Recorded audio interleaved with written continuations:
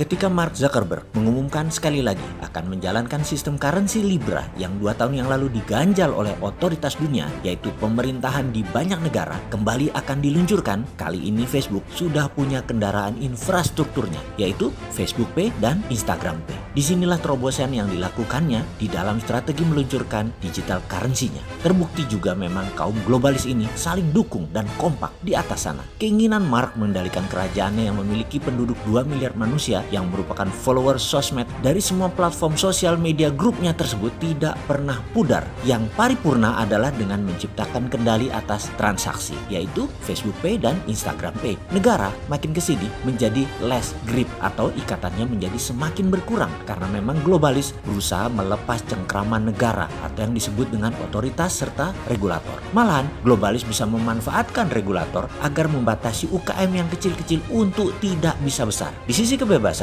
globalis ingin sebebas-bebasnya tanpa aturan sebuah negara. Sebaliknya, globalis yang mengaturnya. Di sisi lain juga, globalis pakai pemerintah sebuah negara untuk mengatur kompetitornya. Semua didesain dengan sempurna. Salahkah globalis demikian? Ya tidak, karena itu sifat dasar manusia yang rakus yang ingin selamanya memperoleh keistimewaan di tampuk pengendalian. Ya begini, kalau bisa last forever, abadi selamanya. Karena itu kita mengatakan old system doesn't work karena dikendalikan globalis. Sistem hanya work untuk globalis yang hanya 0,03% populasi tapi mengendalikan 70% manusia yang mereka itu disebut kelompok controller atau sang pengendali dengan filosofi globalisnya. Dan 3% populasi manusia ternyata memegang kekayaan 90% yang disebut kelompok the have. Sungguh musuh umat manusia itu ada 3. 1 kemiskinan, 2 kebodohan, dan ketiga globalis yang ingin semua orang selalu bodoh dan miskin. Jadi kebodohan itu by system.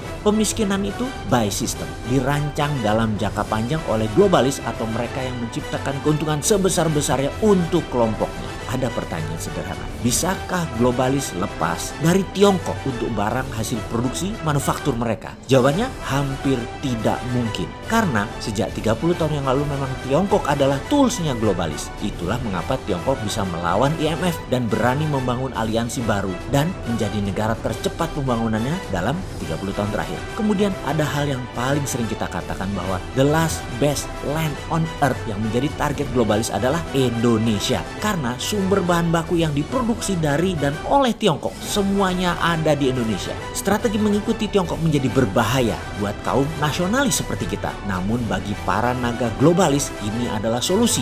Ini adalah peluang buat mereka. Karena itu yang bengok-bengok adalah nasionalis yang melihat globalis hanya menguntungkan kelompok kecil elitis dan globalis internasional. Sekali lagi, komunis Tiongkok hanya tool bagi globalis. Jangan sampai Indonesia ini jadi toolsnya tools, alatnya alat. Karena Tiongkok pun punya agenda tersembunyi. Dia tunggangi globalis. Globalis tunggangi Tiongkok balik. Ini seni bermain catur yang indah yang harus diingatkan ke setiap pejabat dan para pemangku jabatan strategis di NKRI. Di sini kita harus bermain seperti Tiongkok di awal tahun 80-an. Seperti Dubai di awal tahun 80-an. Strategi nasionalnya harus holistik, harus menyeluruh. Unsur kedaulatan harus dijaga. Unsur humanisme, kemanusiaan harus dijaga. Unsur sumber daya alam harus maksimum untuk keuntungan bangsa Indonesia dan keuntungan geografis semuanya untuk keuntungan bangsa Indonesia. Secara nasional kita harus adakan rembuk nasional membicarakan hal ini. Kemudian kita harus berani melakukan pemikiran out of the box dan tidak follow world regulator tapi follow the game changing plan. Kita harus tahu bagaimana menunggangi globalis di awalnya, tahu kapan menekan Tiongkok, tahu kapan menekan Amerika dan punya strategi untuk membuat globalis takluk. Mulailah mengenal lawan kita, mulailah membaca langkah mereka dan niat mereka. Buatlah rencana besar untuk Indonesia. Lakukan diplomasi mineral seperti Gajah Mada, lakukan dulu. Lakukan diplomasi kebudayaan seperti para wali Songo, lakukan dulu. Bermain cantik lah.